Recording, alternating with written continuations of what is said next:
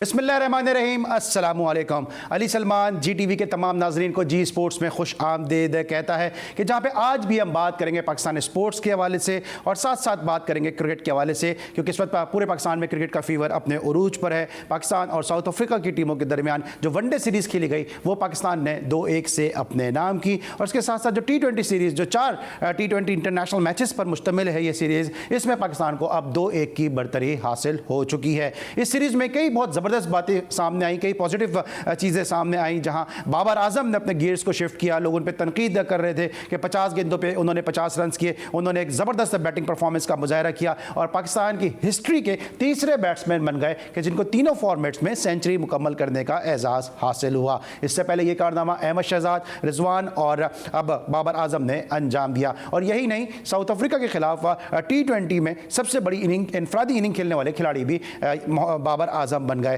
उसके साथ साथ जो एक बड़ी ज़बरदस्त पेशरफ्त हुई वो ये कि मोहम्मद रिजवान पाकिस्तान के 18वें ऐसे क्रिकेटर बन गए कि जिनको विजडन ने अपने best cricketer of the year की लिस्ट में शामिल किया। इससे पहले माजी में कई ज़बरदस्त सितारे इस लिस्ट में शामिल हो चुके हैं, लेकिन अब रिजवान को मोहम्मद यूसुफ के बाद ये एजाज़ हासिल हुआ। तो बहुत सारी पॉजिटिव चीज़ें जो है वो पाकिस्तान के कैंप से सामने आ रही हैं। और साथ साथ आपको ये भी बताते चलें कि आज है 15 अप्रैल और 15 अप्रैल को पाकिस्तान के स्टार ऑलराउंडर मंजूर इलाही की बर्थडे है। तो हमारी जानिब से, जी स्पोर्ट्स की जानिब से मंजूर इलाही साहब को हैप्पी बर्थडे। इससे पहले कि आज के मौजूद मेहमान के साथ हम अपनी गुफ्तगू का आगाज़ करें, सबसे पहले प्रोग्राम के फॉर्मेट के मुताबिक आज की टॉप स्टोरीज। पाकिस्तान और जनूबी अफ्रीका T20 की सीरीज का आखिरी मैच कल होगा। कौमी टीम को सीरीज में 2-1 की बढ़तरी भी हासिल है। ये जीत अहम थी क्योंकि दूसरा T20 अच्छा नहीं खेले थे। रिजवान ने रोजे में जैसी इनिंग और पूरा मैच भी खेला, काबिले तारीफ है कप्तान बाबर आजम। मोहम्मद रिजवान के लिए बड़ा एजाज। कौमी क्रिकेटर बतौर विकेटकीपर बैट्समैन साल के 5वें बेहतरीन क्रिकेटर्स बन गए। सऊद शकील की नेशनल हाई परफॉर्मेंस सेंटर के कैंप में भरपूर प्रैक्टिस। कोचेस सऊद शकील की फिटनेस से मुतमईन। कौमी क्रिकेटर की जिम्बाब्वे रवानगी यकीनी। PCB ने साबिक फर्स्ट क्लास क्रिकेटर तैमूर को Hanif Mohammad high performance centre से फारिग कर दिया। Pakistani athlete Arshad Nadeem javelin throw की आलमी रैंकिंग में तीसरे और एशिया में दूसरे नंबर पर आ गए। यूएफए चैंपियंस लीग में मोहम्मद सलाह 11 का सफर इख्तिताम पजीर। इवेंट के क्वार्टर फाइनल के दूसरे लेग में लिवरपूल और रियल मैड्रिड के दरमियान मुकाबला बराबर। और पहले all Pakistan Ramzan colour cricket tournament में आबिद कासमी क्लब ने मोहम्मद हुसैन क्लब में 59 रन से शिकस्त दे दी।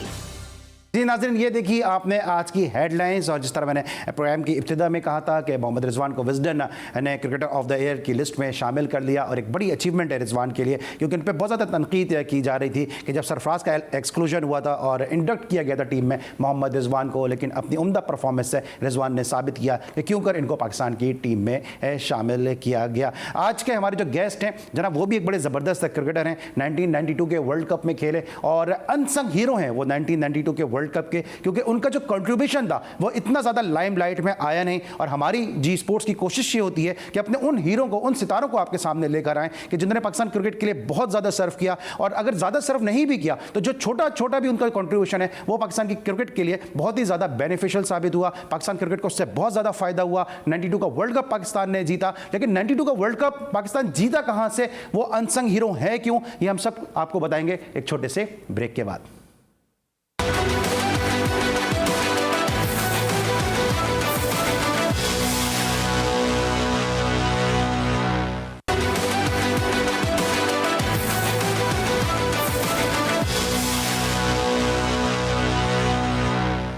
Welcome back after the break. और ब्रेक के बाद मेरे साथ मौजूद हैं पाकिस्तान के 1992 के वर्ल्ड कप के अनसंग हीरो वसीम हैदर साहब, के जो पाकिस्तान के लिए उन्होंने 3 एक रोज़ा मैचेस खेले, पाकिस्तान इंटरनेशनल एयरलाइन के लिए खेले, फैसलाबाद के लिए खेले, और अपने दौर के बड़े ज़बरदस्त ऑलराउंडर थे। जो साबिक सिलेक्शन कमेटी थी उसके रुकन थे, और जो मौजूदा सेटअप है उसमें बलूचिस्तान की टीम के साथ एसोसिएट हैं फैसल इकबार, और ये बलूचिस्तान की टीम को कोच कर रहे हैं। मैंने इनको अनसंग हीरो क्यों कहा, वो इसलिए कहा कि ऐसा मैच जिसके बारे में हम और आप सब जानते हैं कि जो इंग्लैंड के खिलाफ खेला गया, बारिश से वो मैच मुतासर हुआ और उस मैच को जो बारिश से मुतासर हुआ उस बुनियाद पर एक एक पॉइंट पाकिस्तान और इंग्लैंड को मिला और फिर वहीं से पाकिस्तान ने टेक ऑफ किया और फिर पाकिस्तान वर्ल्ड कप जीतने में कामयाब हो गया। और अगर ये वसीम हैदर जो इस वक्त मेरे साथ वीडियो लिंक पर मौजूद हैं, अगर ये उस वक्त पिच पे खड़े नहीं होते, 46 गेंदें कंज्यूम नहीं करते, अपने साथ मुश्ताक अहमद को खिलाते नहीं, अपने साथ उस पार्टनरशिप को मुस्तहकम नहीं करते, तो मैच जो है वो जल्दी ख़त्म होता और फिर बारिश की वजह से मैच मुकम्मल भी नहीं हो पाता, मैच इंग्लैंड जीत जाता और पाकिस्तान को जो एक बड़ा कीमती पॉइंट मिला है वो कीमती पॉइंट नहीं मिलता। तो आज की जो यूथ है, जो नौजवान नस्ल है, उनके सामने इन हीरोज़ को लाना इसलिए ज़रूरी है ताकि वो इनके कारनामों को जान सकें। मैं आपको बहुत खुश आमदीद कहूँगा वसीम भाई, आपने हमें ज्वाइन किया वीडियो लिंक पे। अस्सलाम वालेकुम। जी वालेकुम अस्सलाम। जी अली भाई कैसे हैं आप? ठीक हैं? मैं बिल्कुल ठीक हूँ। ये बताइए रमज़ान शरीफ कैसे गुजर रहे हैं आपके? अल्हम्दुलिल्लाह बड़ा अच्छा गुजर रहा है जी रमजान। अच्छा, सबसे पहले तो आपसे बात कर लेते, चले मैंने 92 की बात की है, ये जो आपका कारनामा था ये कुछ दब गया बड़ी बड़ी परफॉर्मेंसेस में। जब भी बात होती है 92 के वर्ल्ड कप की तो वसीम अकरम का नाम आ जाता है, इंज़िमाम उल हक की इनिंग आ जाती है, आमिर सुहेल साहब की परफॉर्मेंस आ जाती है, इसके अलावा मुश्ताक अहमद की बॉलिंग आ जाती है और यकीनन आनी भी चाहिए। लेकिन साथ साथ एक छोटा सा कंट्रीब्यूशन आपका था, लेकिन बड़ा वाइटल कंट्रीब्यूशन था, वो इतना लाइमलाइट में आया नहीं। बस अली भाई ऐसे ही है कि जो लोग ज्यादा क्रिकेट के साथ अटैच हैं उनको पता है उस वक्त का क्या सिचुएशन थी कि वो मैच ड्रॉ होना कितना इंपॉर्टेंट हुआ पाकिस्तान के लिए। वो एक पॉइंट ही क्वालिफाई करवा के गया पाकिस्तान को आगे।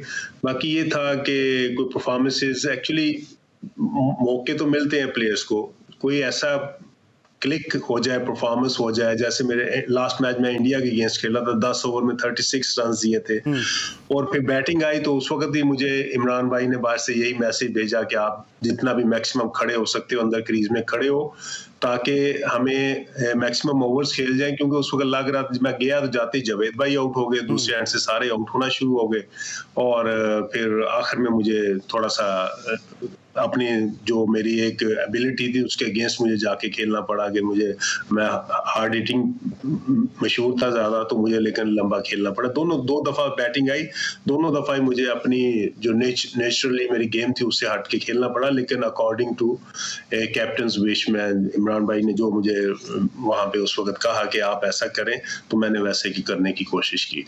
तो परफॉर्मेंस क्लिक हो जाए, वहां 50 कर देता मैं, कोई 1-2 आउट कर लेता, तो ये चीजें बंदे को कैरी करते हैं, इसका कैरियर थोड़ा प्रलॉन्ग हो जाता है, लंबा हो जाता है। तो बस अनफॉर्चुनेट है कि मैं वहां पे उस टाइम पे क्लिक नहीं कर सका। लेकिन वसीम भाई जो आपने कंट्रीब्यूशन दिया वहाँ पे इंग्लैंड के खिलाफ मैच में, वहाँ से पाकिस्तान को 1 पॉइंट मिला और फिर पाकिस्तान ने वहाँ से टेक ऑफ किया, पाकिस्तान वर्ल्ड कप जीतने में कामयाब हुआ। तो वो इनिंग आपकी जो है वो बहुत सारे 50 पे, बहुत सारे 100 पे भारी भी थी, क्योंकि आपने जो टाइम कंज्यूम किया उसके बाद मौसम मजीद ख़राब हुआ और फिर बारिश हो गई। ये बताइए कि जो आपने 13 रन की इनिंग वहाँ भी खेली, 13 रन की इनिंग आपने इंडिया के खिलाफ खेली, ये तो मर्दों के लिए कहा जाता है कि मर्द की एक ज़बान होती है। ये वसीम हैदर के बल्ले से एक ही जैसे रन कैसे निकलते रहे? नहीं 13 बस देखने हुए मेरे ऐसे 13 फिगर बाज जगहों पे इतने अनपॉपुलर फिगर्स हैं ये 13, तो अनफॉर्चुनेट है कि मेरे साथ दोनों दफा 13 की इनिंग्स खेली मैंने। तो जब मैं बैटिंग करने जाने लगा तो इमरान भाई ने मुझे कहा कि वसीम, इमरान भाई नहीं खेल रहे थे वो मैच, तो इमरान भाई ने मुझे कहा कि वसीम आप कोशिश करो कि मैक्सिमम अंदर रहना, आपने कोशिश करना है कि जितना भी टाइम कंज्यूम कर सको, क्योंकि लग रहा था कि शावर किसी वक्त भी गिरेगा। तो अंदर गया तो मॉइस्चर था, पिच में भी काफी ज्यादा बाउंस था, एक्स्ट्राऑर्डिनरी बाउंस था, जिसकी वजह से बैट्समैनों को मुश्किल हो रही थी। तो लेकिन अल्हम्दुलिल्लाह वहां पे जितना भी मैं कर सकता था। अच्छा, चल क्या रहा था क्योंकि विकेटें धड़ाधड़ गिर रही थी, एक बरसात, एक तो मौसम से बरसात हो रही थी, एक विकेटों की बरसात थी पाकिस्तान की, उसमें मुझे क्विकली बताइए उसमें चल क्या रहा था पाकिस्तान के कैंप में? कैंप में जाहिर प्रेशर तो था, 74 पे आउट होना बड़ा बेयर नहीं किया जा सकता ऐसा रिजल्ट, तो मुश्किल तो थी काफी। और मसलन टीम क्लिक नहीं कर रही थी तो ऐसे ही लग रहा था कि जैसे मुश्किल हो जाएगा हमें क्वालिफाई करना सेमीफाइनल के लिए।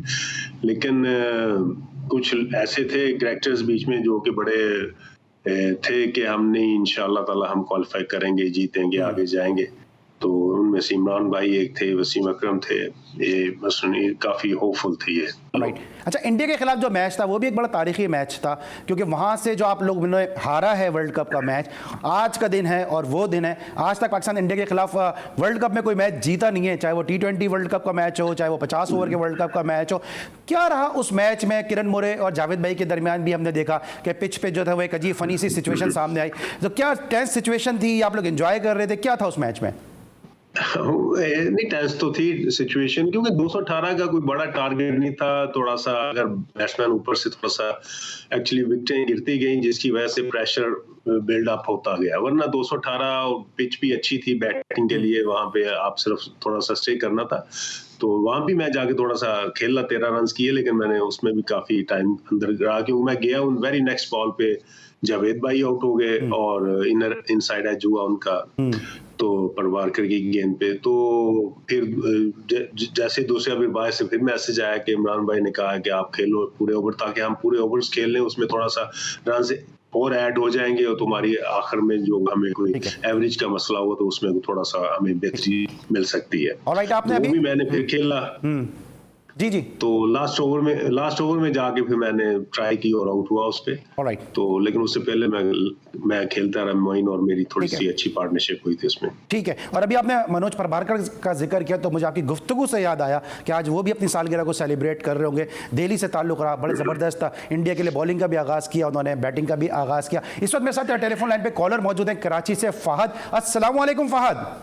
अस्सलाम वालेकुम सर, कैसे हैं आप? ठीक हैं? मैं बिल्कुल ठीक हूँ। क्या सवाल करेंगे Fahad?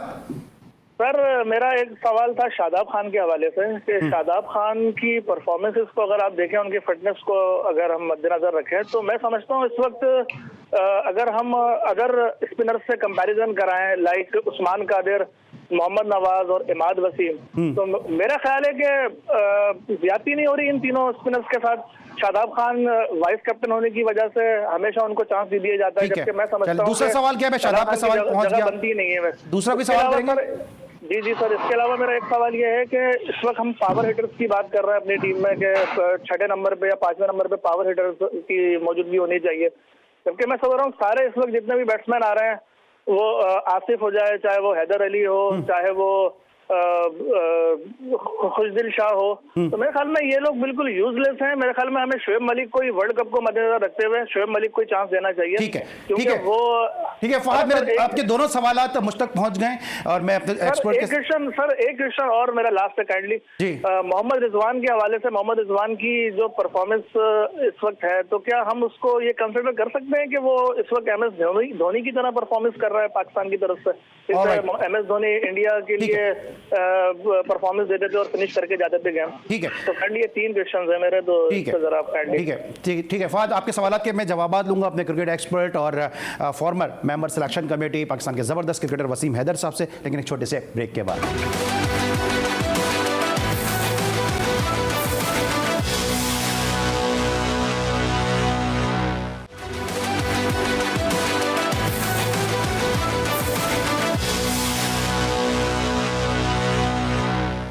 Welcome back after the break. और ब्रेक पर जाने से पहले कराची से कॉलर हमारे साथ मौजूद थे फहद। उन्होंने सवाल किया, वसीम भाई जो सवाल किया उनका कि रिजवान और धोनी का, जो उन्होंने कहा कि हम कह सकते हैं कि रिजवान जो है वो धोनी के नक्शे कदम पे चल रहे हैं। नहीं, आप दोनों को अगर देखें, रिजवान एक डिफरेंट टाइप ऑफ क्रिकेटर है, धोनी एक पावर हिटर था, जेन्युइन पावर हिटर। तो रिजवान में दोनों क्वालिटीज हैं कि एक जेन्युइन बैट्समैन की तरह ओपन भी कर रहा है और नई बॉल के साथ भी अच्छा हिटिंग कर रहा है, और मेरा ख्याल है कि ये ऊपर के नंबर्स पे ज्यादा यूजफुल है एज कम्पेयर टू जैसे धोनी 5वें 6ठे नंबर पे पावर हिटिंग करता था उससे। लेकिन एक चीज तो दोनों में बहुत रिजेंबलेंस है, दोनों में कि दोनों ही जो है वो फिनिशर बहुत अच्छे हैं। रिजवान को भी हमने देखा कि वो फिनिश करते हैं पूरा मैच, नॉट आउट होते हैं, और यही हमने धोनी को भी देखा है। जी बिल्कुल, रिजवान एक्चुअली पिछले 8-10 साल से ये स्क्रीन पे था। हम भी जब सिलेक्शन कमेटी में थे तो हमने पूरा टाइम इसको सरफराज के साथ अटैच किए रखा, जहाँ जहाँ कहीं मौका मिलता था इसको भी मौका देते थे। लेकिन सरफराज की परफॉर्मेंस अर्लीस्ट हमारी जो सिलेक्शन की टाइम था उसमें सरफराज ने बड़ी अच्छी परफॉर्मेंसेस दी। ठीक है, अच्छा ये बताइएगा शादाब का जो उन्होंने सवाल किया कि शादाब को वाइस कैप्टन बनाया, लेकिन उनकी फिटनेस जो है वो इतनी कोई अच्छी नहीं है। शादाब को देखें, शादाब ने बड़ी ब्रिलियंट परफॉर्मेंसेज है उसकी प्रीवियसली जो खेला है पाकिस्तान के, तभी वो इतना जल्दी इतनी यंग एज में वाइस कैप्टन बन गया और चांसेस भी थे वो उसके शॉर्ट फॉरवर्ड में शायद कैप्टन ही बन जाता। तो उसकी परफॉर्मेंस को एकदम हम साइड पे नहीं कर सकते, थोड़ा सा उसको टाइम देना ताकि वो कम बैक करे। एक्चुअली उसने उसको हमें कोशिश करनी चाहिए कि ज्यादा से ज्यादा हम डोमेस्टिक क्रिकेट में उसके बॉलिंग कराएं, फर्स्ट क्लास ज्यादा से ज्यादा खेले। जितनी वो डिलीवरीज करेगा, जितनी बॉलिंग करेगा ना, उतनी उसकी बॉलिंग में निखार आएगा, जो कि अभी थोड़ा सा उसकी फिटनेस की वजह से लेट डाउन हो रही है परफॉर्मेंस। हैदर अली की उन्होंने बात की। शोएब मलिक, आपको लगता है कि अभी इंडिया में वर्ल्ड कप होने वाला है और शोएब मलिक या हफीज या वहाब रियाज सीनियर प्लेयर की हमें कमी महसूस होगी? ये देखें, डिपेंड करता है कि शोएब की कैसी परफॉर्मेंस है उस वक्त। अभी हमारा नेशनल, उससे पहले नेशनल T20 होगा तो उसमें सारा पता चल जाएगा कौन कहाँ पे फिट हो सकता है। शोएब को भी मौका मिलेगा, जाहिर है वो खेलेगा, और हैदर अली भी खेलेगा। जो ज्यादा मेरे हिसाब से जो ज्यादा फॉर्म में होना चाहिए उनको ही हमें कंसीडर करना चाहिए। ऑब्वियस है सिलेक्टर्स के माइंड में होगा, ये भी शोएब मलिक का भी होगा। अच्छा, अभी आपने कहा सरफराज को अपना मौका दिया रिजवान के साथ साथ खेलने का, लेकिन क्या वजह थी कि सलमान भट्ट ये शिकवा करते नजर आ रहे हैं? गुज़िश्ता शो में मेरे साथ मौजूद थे, उन्होंने ये कहा कि जी मैं वेस्ट इंडीज़ के टूर पर जा रहा था, इंजमाम ने कहा कि आप वेस्ट इंडीज़ की तैयारी करें। फिर जब शर्जील का और खालिद लतीफ़ का ये फियास्को हुआ पाकिस्तान सुपर लीग में, उसके बाद शर्जील अब खेलते नजर आ रहे हैं और उनकी वजह से मैं बाहर हो गया। तो क्या ऐसी कोई इंडिकेशन आपको थी? उस वक्त सिलेक्शन कमेटी का पार्ट थे आप? हाँ, ये थोड़ा सा हमें इंफॉर्मेशन थी कि हमारे चेयरमैन साहब शहरयार खान साहब ने थोड़ा सा निजाम भाई से बात की है इसके बारे में, सलमान भट्ट के बारे में, कि इसको अगर आप कंसीडर करना चाहते हैं तो आप जरूर कर लें। तो अभी ये बात चल रही थी, इन बिटवीन ही वो वाकया हो गया इसका, शर्जील का और खालिद लतीफ़ का।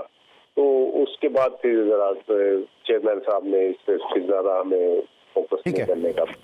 ऑलराइट, इसके अलावा ये बताइए कि एक बहुत बड़ा जो इल्ज़ाम कह लें या बहुत ज़्यादा कंट्रोवर्सी कह लें वो आपकी सिलेक्शन कमेटी पे ये भी होती है कि जी आपने फवाद आलम को नहीं खिलाया, आपके जाते ही फवाद आलम खेल गया और साद अली को जो है वो सरफराज ले गए, फवाद आलम को यहीं छोड़ गए। तो ये सिलेक्शन कमेटी पे एक बहुत बड़ा आपके एलिगेशन है। ये नहीं, एलिगेशन तो देखिए अब तो बात होती है ये, लेकिन उस वक्त मिसबा भी खेल रहे थे, यूनुस खान भी पूरी फॉर्म में खेल रहे थे, रन भी कर रहे थे, असद शफीक, ये तीनों। सर उस वक्त मिसबा यूनुस खान कहाँ थे? वो तो टीम के साथ ऐसे कोच मुंसलिक थे ना, तो तभी तो साद अली किया। अगर हुए हैं, मैं तो हमारे साथ मिसबा मतलब काफी टाइम खेले हमारे टाइम। नहीं, मैं आपकी बात नहीं कर रहा, मैं कह रहा हूँ जो सरफराज ने, सुनने में ये आता है कि साद अली और फवाद आलम के दरमियान टाई थी और सिलेक्शन कमेटी ने फवाद आलम को नहीं दिया, साद अली चले गए।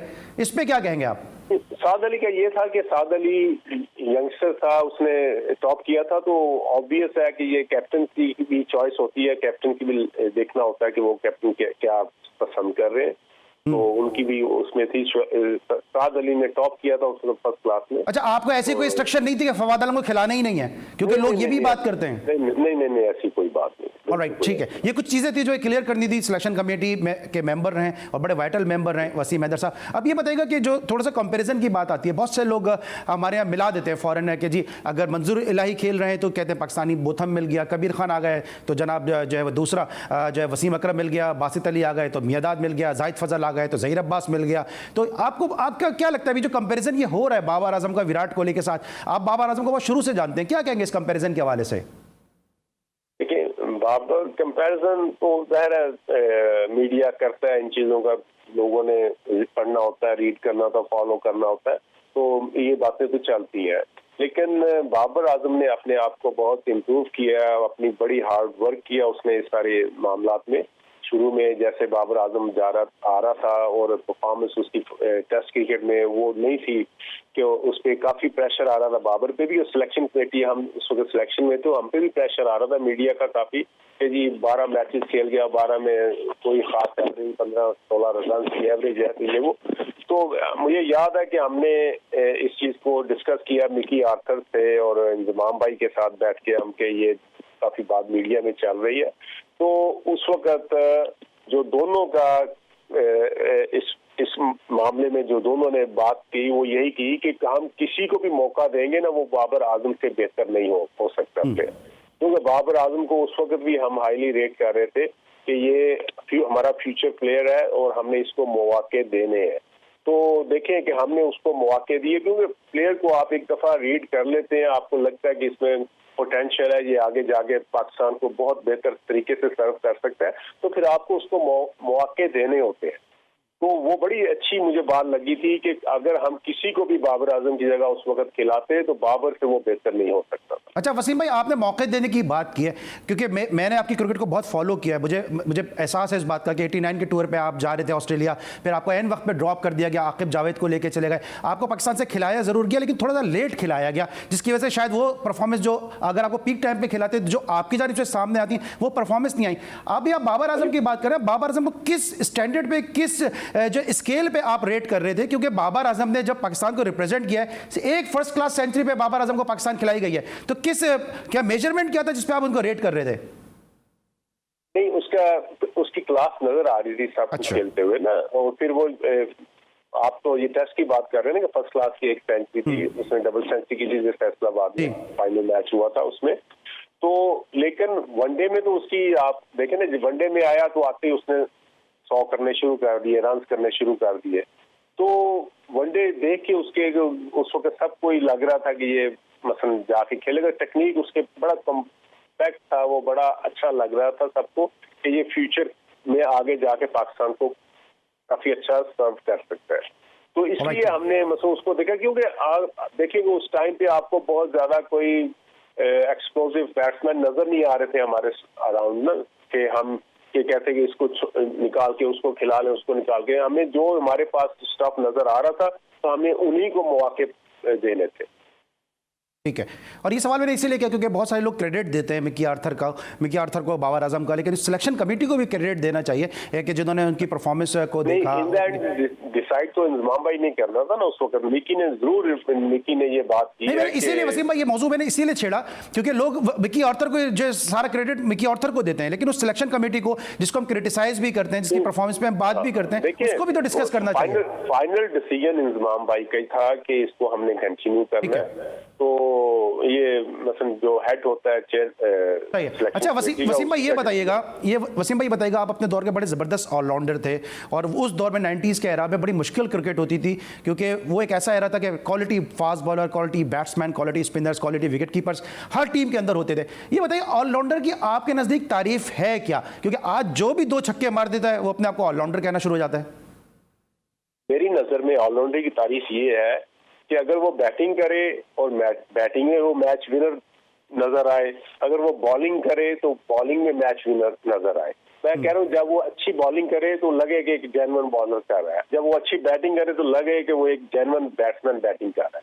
और ऑलराउंडर हमेशा बहुत कम मैंने देखे कि फील्डर अच्छे नहीं होते, तो ऑलराउंडर फील्डिंग में भी बहुत अच्छे होते हैं। तो इनके पास ऑलराउंडर्स के पास तीनों शोबे होते हैं जिसमें उन्होंने दूसरों से डिफरेंट परफॉर्मेंस देनी होती है। तो मैं जब मसलन खेलता था, मैं जब बॉलिंग करता था, बॉलिंग अच्छी नहीं हुई तो मैं बैटिंग में कोशिश करता कि बैटिंग में बॉलिंग को कवर करूं। अगर दोनों अच्छी नहीं हुई तो फिर मैं तीसरा मेरे पास ऑप्शन होता है कि फील्डिंग में कोई एक्स्ट्राऑर्डिनरी कैच करूं।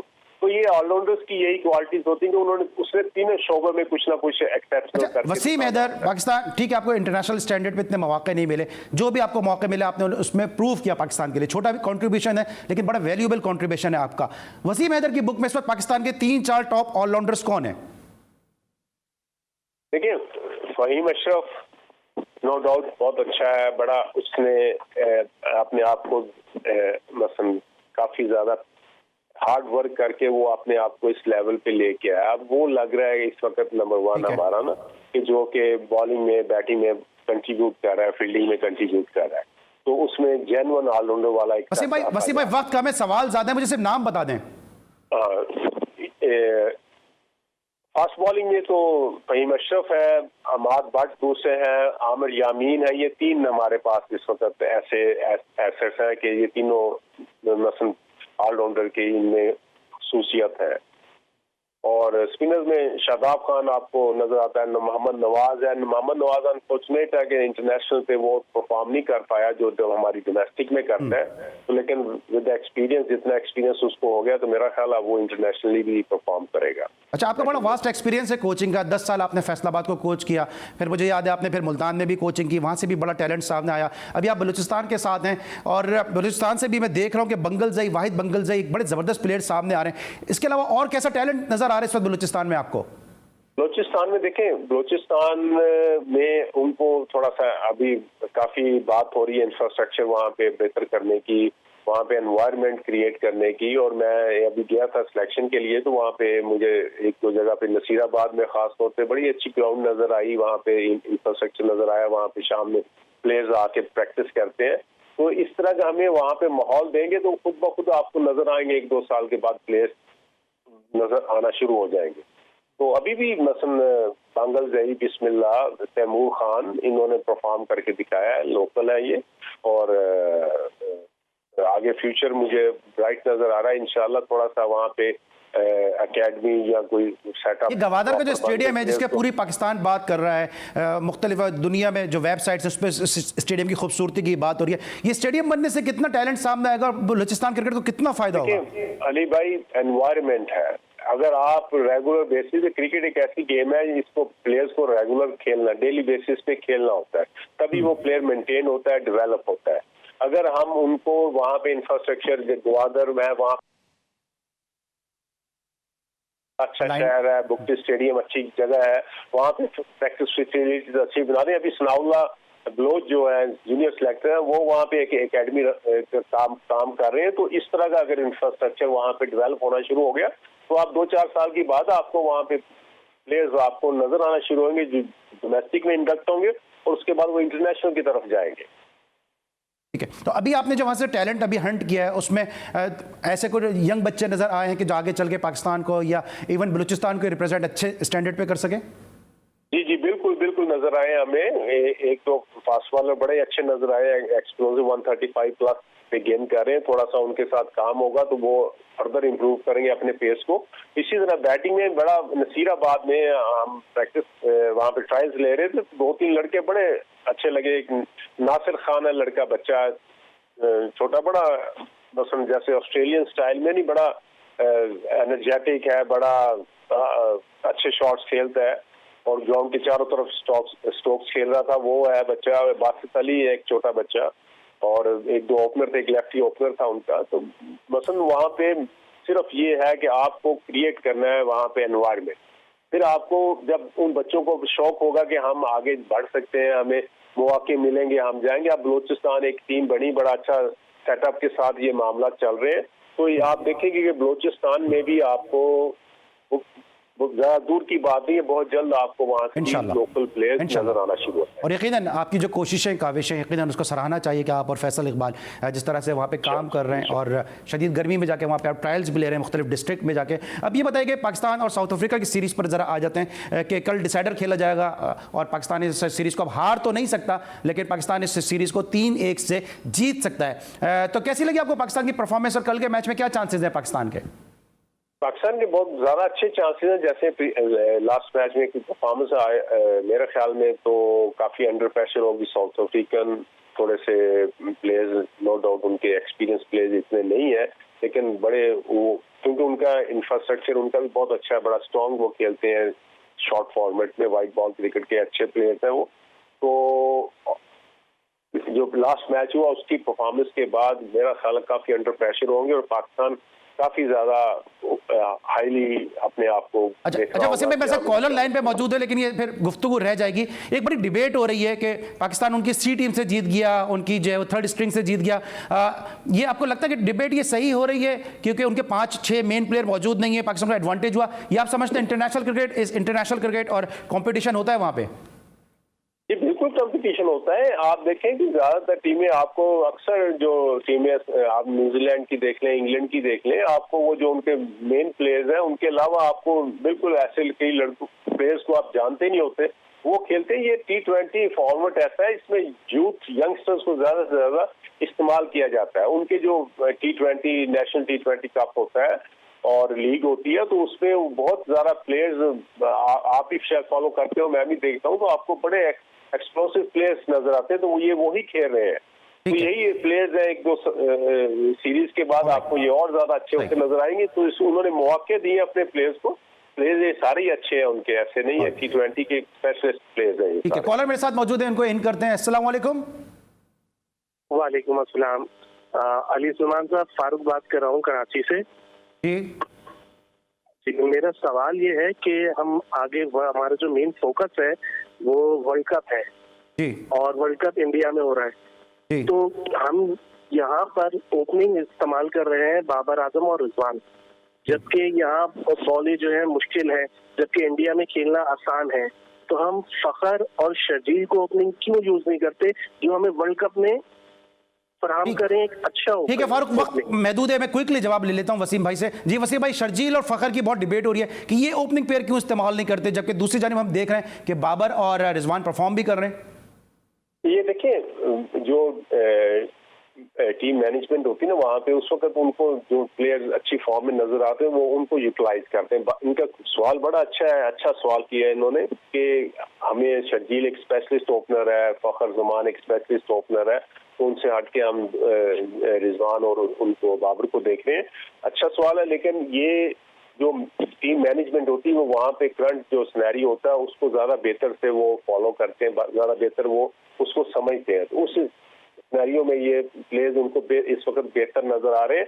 तो जिस तरह ये दोनों एक्सप्लोसिवली खेल रहे हैं और बड़ा अच्छा एक रोल प्ले कर रहे हैं, तो मेरा ख्याल है कि अगर इंडिया में भी ये आके खेलेंगे तो ये ज्यादा डेंजरस होंगे दूसरी टीमों के लिए। ऑलराइट, ये तो चले, हमने आपसे क्रिकेट की बात की। वसीम भाई बताइए, कुछ क्या इंटरेस्ट है आजकल, किस तरह लाइफ गुजर रही है, कुछ मूवीज वगैरह देखते हैं, क्या देखते हैं? मैंने सुना कि रीमा आपकी बड़ी फेवरेट अदाकार है। नहीं, ऐसी कोई बात नहीं है।